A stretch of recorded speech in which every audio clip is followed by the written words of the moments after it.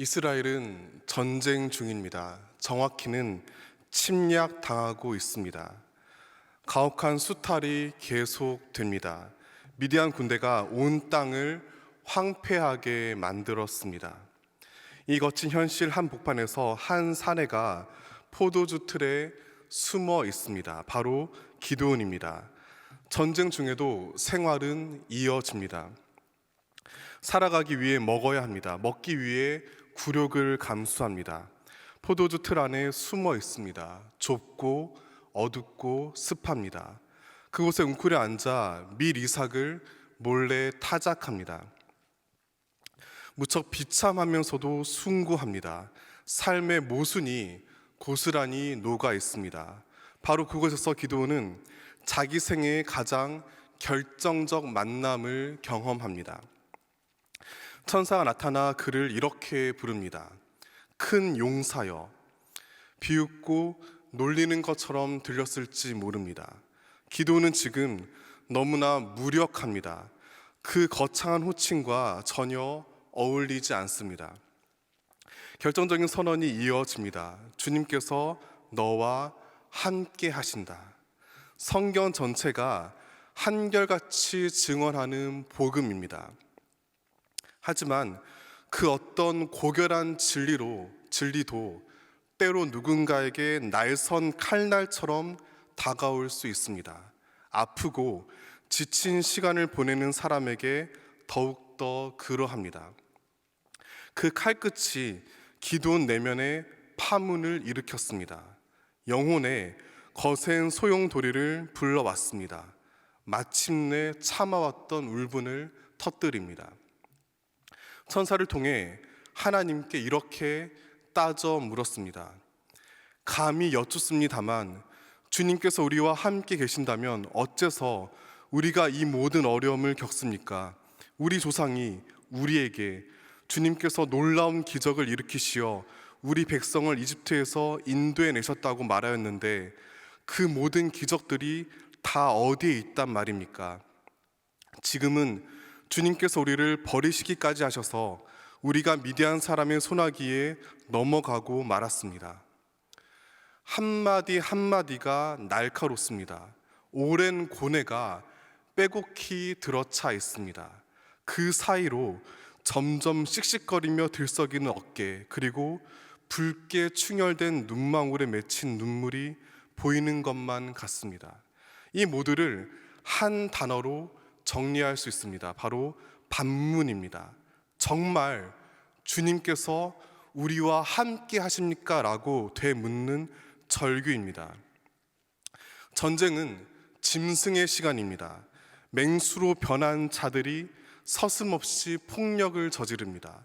억울하게 죽어간 사람들의 피로 온 땅이 흥건하게 젖었습니다. 사사기가 더 자세히 기록하지는 않았습니다. 하지만 그때 벌어졌을 온갖 참극을 충분히 짐작할 수 있습니다. 절망은 조상에게 물려받은 신앙 때문에 오히려 더 깊어집니다. 이스라엘의 정체성은 출애굽에 있습니다. 휘황찬란한 이집트 우상들을 굴복시킨 하나님, 기세등등한 파라오 군대를 괴멸시킨 하나님, 바다를 열어 당신의 백성들을 건너게 하신 하나님. 이스라엘 아이들은 초롱초롱한 눈을 뜨며 그 하나님 이야기를 부모에게 전해 들었습니다. 기드온 역시 마찬가지였습니다. 미디안은 이집트와 비교하면 훨씬 작고 약합니다. 주님께서 곧 그들을 물리칠 거라 기대했을 겁니다. 하지만 희망은 금세 꺾였습니다. 원망과 울분으로 변했습니다. 따라서 기드온은 이렇게 항변합니다. 지금은 주께서 우리를 버리셨습니다. 하나님의 함께 하심을 온 몸으로 부인하는 외침입니다. 이를 통해 기드온과 온 이스라엘을 덮친 재앙의 두 가지 차원을 발견합니다. 외부적으로는 미디안이 벌인 침략입니다. 참혹한 착취입니다. 끔찍한 사륙입니다. 그런데 또 다른 고통이 그들을 덮쳤습니다. 바로 하나님께 느낀 배신감입니다. 내면에 일어났습니다. 당장 눈에 보이진 않습니다. 그렇지만 더 깊고 오랜 아픈 흔적을 남깁니다. 뿌리 깊은 절망에 빠졌습니다. 너무나 슬프고 처절합니다. 그렇지만 역설적으로 바로 여기에서 기독교 신앙이 지닌 위대함이 드러납니다. 성경은 우리에게 맹종을 강요하지 않습니다. 하나님은 인간의 감정을 짓밟지 않습니다. 세상살이가 안겨주는 고단함을 외면하지 않으십니다. 신음이 새어나오는 입을 억지로 틀어막지 않으십니다. 거침없이 따져 묻는 외침에 귀 기울이십니다. 심지어 그 울부짖음을 성경 곳곳에 남겨두셨습니다. 이를 통해 주님께서 바라시는 믿음의 넓이와 깊이를 알게 됩니다. 사람이 겪는 아픔에 공감하시며 당신의 뜻을 함께 이루시는 하나님 마음을 깨닫게 됩니다. 따라서 주님은 기도원의 절규에 기꺼이 응답하셨습니다. 그런데 그 대답은 그가 기대했던 차원을 훌쩍 뛰어넘었습니다. 기도원은 그 시절처럼 하나님이 나타나 문제를 해결해 주시기를 바랐습니다. 하지만 주님은 그때처럼 당신과 함께 일할 사람을 찾으셨습니다. 또 다른 모세를 원하셨습니다. 그가 바로 기드온입니다. 이스라엘을 미디안의 손에서 구하는 일꾼으로 그를 부르셨습니다. 천사가 그를 가리켜 큰 용사라고 부른 이유입니다. 본문 14절 읽어드리겠습니다. 여호와께서 그를 향하여 이르시되 너는 가서 이 너의 힘으로 이스라엘을 미디안의 손에서 구원하라. 내가 너를 보낸 것이 아니냐 하시니라. 여기서 주목해야 할 사실이 있습니다. 기드온의 소명 장면이 모세와 매우 흡사합니다. 이스라엘을 위기에서 건지는 사명만이 아닙니다. 대화 내용과 문학 형식까지 같습니다. 이를 통해 분명히 알게 됩니다. 기드온은 새로운 모세로 부름받았습니다. 하나님께서는 또 다른 출애굽을 이끌 주역으로 그를 선택하셨습니다. 기드온은 출애굽의 영광이 어디 있냐고 번민하며 물었습니다. 하나님께서는 그런 그에게 네가 이 시대의 모세가 되라고 말씀하십니다. 기드온은 오해했습니다. 하나님은 결코 이스라엘을 버리지 않으십니다. 그때와 마찬가지로 당신의 뜻을 신실하게 이루어 가십니다. 다만 시기와 방법이 사람들의 기대와 다를 뿐입니다. 그런데 여기서 하나님 행하시는 구원의 역설을 발견합니다.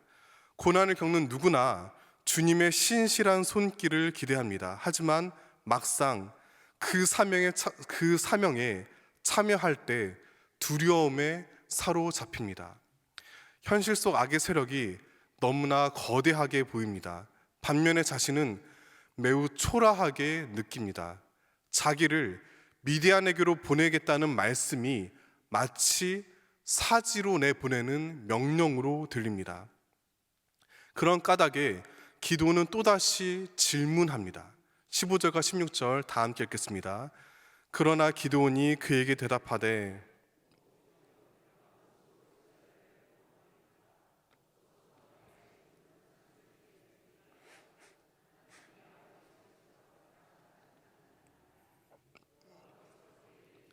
내가 반드시 너와 함께하리니 내가 미디안 사람 치기를 한 사람을 치듯 하리라 하시니라.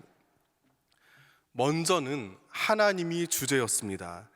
짓밟힌 현실 가운데 피어오른 물음표입니다. 지난날 홍해를 가르셨던 주님께서 지금 무엇 하시는지 기드온은 따져 물었습니다. 이제는 질문의 폭이 한 사람, 기드온 자신에게로 급격하게 좁아집니다. 대체 내가 어떻게 이스라엘을 구할 수 있는지 묻습니다. 불과 조금 전에 모세의 등장을 기대했던 그의 말과 전혀 다릅니다. 출애굽 소명을 받았을 때 모세는 80세 노인이었습니다. 그 역시 기드온 못지않게 무력감에 사로잡혀 있었습니다. 그런 모세를 통해 하나님은 당신의 권능을 이루셨습니다. 기드온도 이미 잘 아는 내용입니다.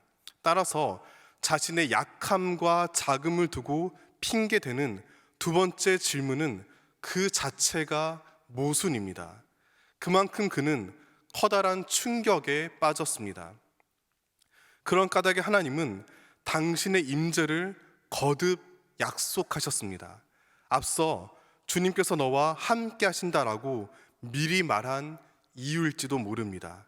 하지만 그럼에도 기드온을 덮친 불안은 잠잠해지지 않았습니다. 불확실한 세상을 살아가기 위한 확실한 증거를 요구합니다.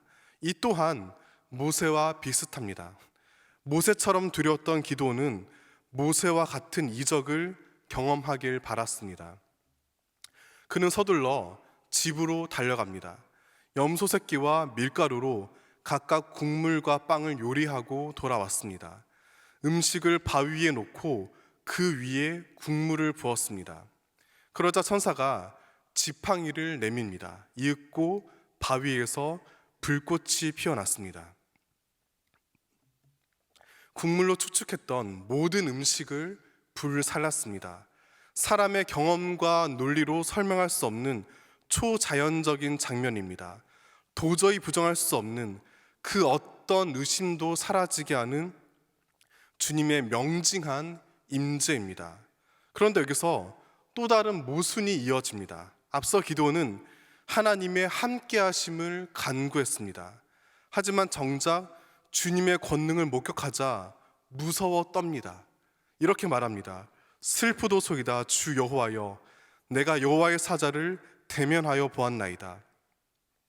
언뜻 이해가 안 됩니다. 하나님이 보내신 천사를 가까이에서 보았습니다. 대화를 나누었습니다. 그가 일으킨 놀라운 이적을 체험했습니다. 얼핏 너무나 감격스럽고 황홀하게 보일 수 있습니다. 그렇지만 정작 사건 당사자의 입장은 다릅니다. 공포에 사로잡힙니다. 한 인간의 존재 자체가 완전히 무너져 내렸습니다. 사실 기드온만이 아닙니다. 모세, 이사야, 예레미야 모두 마찬가지입니다. 그 이유가 무엇일까요? 한여름, 한날의 장렬하는 태양을 마주볼 수 있는 사람은 아무도 없습니다. 이내 눈을 감습니다. 거대한 빛 앞에 인간은 지극히 무력합니다. 하물며 절대자이신 주님과 감히 마주 설 수 없습니다. 죄인이 하나님과 교제하는 것은 그분께서 그만큼 자신을 철저히 낮추신 덕분입니다. 기드온에게도 하나님이 먼저 손 내미시고 그를 위로하셨습니다. 본문 23절, 24절 다 함께 읽겠습니다. 여호와께서 그에게 이르시되 너는 안심하라, 죽지 아니하리라 하시니라. 기드온이 여호와를 위하여 거기서 제단을 쌓고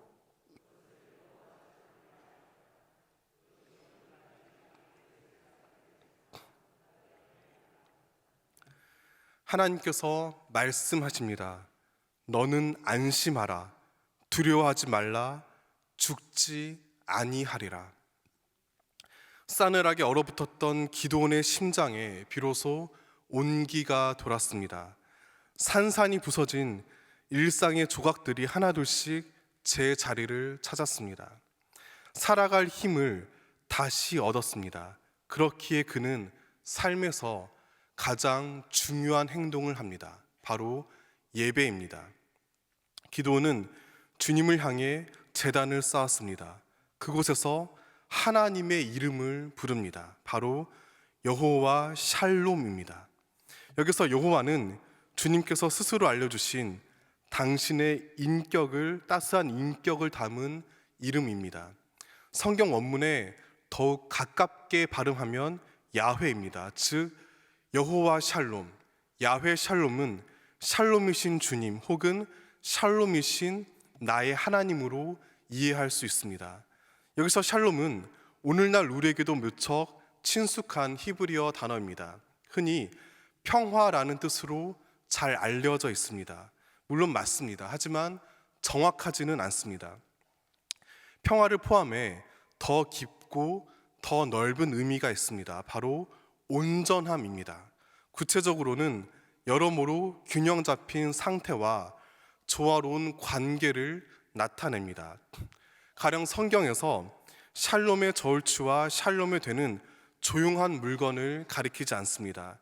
균형을 이룬 정확한 계량 도구입니다. 주님의 제단을 쌓는 데 사용하는 샬롬의 돌은 평화로운 돌을 뜻하지 않습니다. 사람이 억지로 꾸미지 않은 있는 그대로 온전한 돌을 의미합니다. 이러한 샬롬의 의미가 기도를 통해 여실히 드러납니다. 그는 망가졌습니다. 포도주 틀에서 미라를 타작하는 모습이 이를 극명하게 보여줍니다. 작은 소리에도 움찔합니다. 퀭한 눈으로 초조하게 주위를 계속 살핍니다. 비참한 자기 모습을 보며 계속 한숨이 흘러나옵니다. 삶이 버겁습니다. 사람이 무섭습니다. 관계가 파괴되었습니다. 이스라엘은 더 이상 나라로서 기능을 잃었습니다. 곳곳에 죽음이 불러온 검은 물결로 가득합니다. 마침내 그는 주님께서 우리를 버렸다고 한탄합니다. 그랬던 기도를 향해 주님은 안심하라고 말씀하셨습니다. 여기서 중요한 사실이 있습니다. 이때 안심으로 옮긴 히브리어 단어 역시 샬롬입니다. 기도는 하나님께서 직접 선언하신 샬롬을 들었습니다. 깨지고 뒤틀린 내면 가장 깊은 곳에 그 샬롬이 와 닿았습니다. 기도는 즉각 반응합니다. 예배하며 하나님을 가리켜 샬롬이신 주님, 야훼 샬롬이라고 불렀습니다. 혼탁한 세상을 살아가는 연약한 인간이 외치는 가장 절절한 고백입니다. 그러므로 이때 기드온이 이해한 샬롬은 단순히 전쟁이 끝나는 외형적인 의미의 평화가 아닙니다. 온 이스라엘의 존재 자체를 완전히 뒤흔들었던 절망을 가라앉히는 은혜입니다. 하나님을 향한 실망을 씻어내는 희망입니다. 기도는 결국 부르심에 순종했습니다. 샬롬을 이루는 사명을 감당했습니다. 이스라엘을 이끌고 미디안과 맞서 싸워 이겼습니다. 특별히 군사 300명으로 수많은 적군을 격퇴했습니다. 사사기가 보여주는 가장 화려한 승리입니다. 이제 미디안이 이스라엘에 복종합니다. 황폐했던 땅이 평온해졌습니다. 마침내 이스라엘에 샬롬이 찾아왔습니다.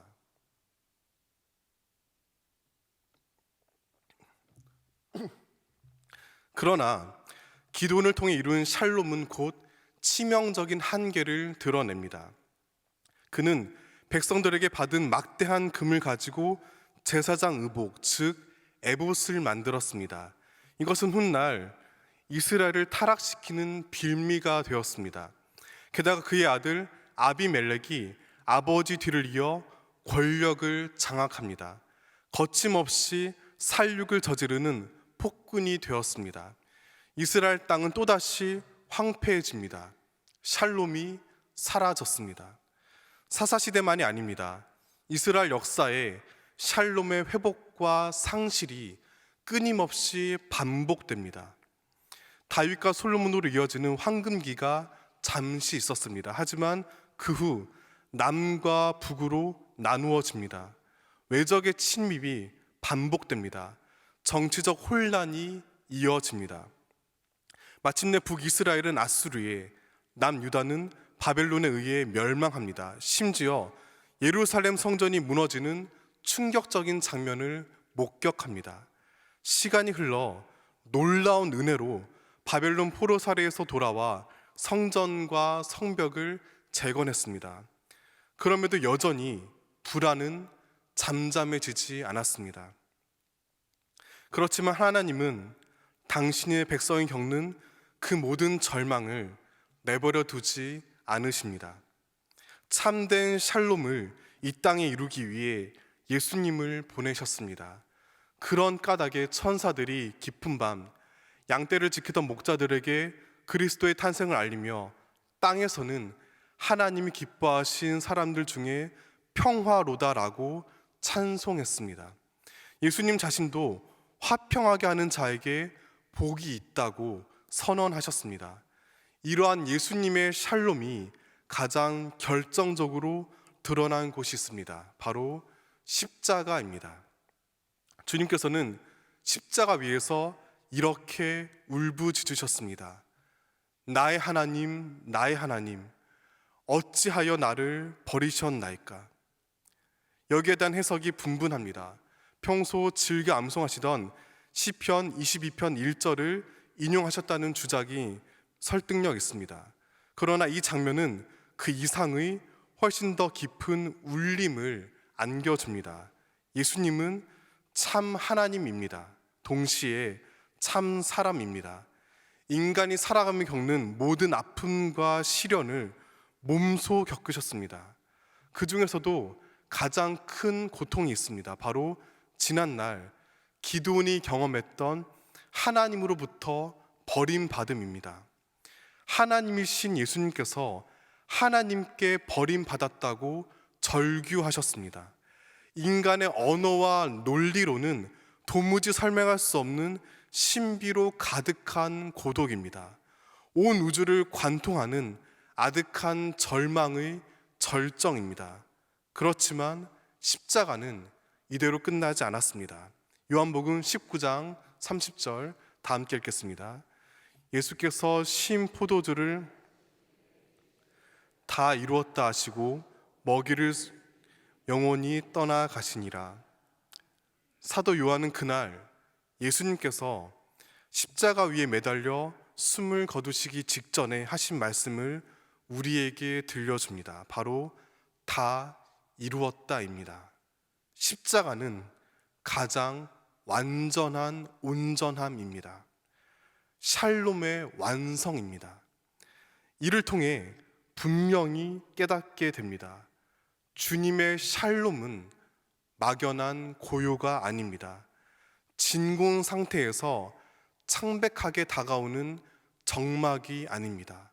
처절한 신음과 솟구치는 눈물을 헤치고 다가오는 참된 평화입니다. 그러므로 그리스도인은 하나님께 버림받은 것 같은 짙은 고난을 통해 열리는 진정한 샬롬을 신뢰합니다. 그 어떤 시련에도 굴하지 않고 짐을 서로 지며 묵묵히 주님의 온전함을 전합니다. 언제 어디서나 함께 하시는 하나님의 마음을 헤아리며 지금 이곳에서 평화를 이룹니다. 주님께서 그 모든 섬김과 헌신을 귀하게 보십니다. 그런 우리 모두를 예수님이 팔복을 통해 약속하셨듯이 하나님의 자녀로 부르심을 믿습니다.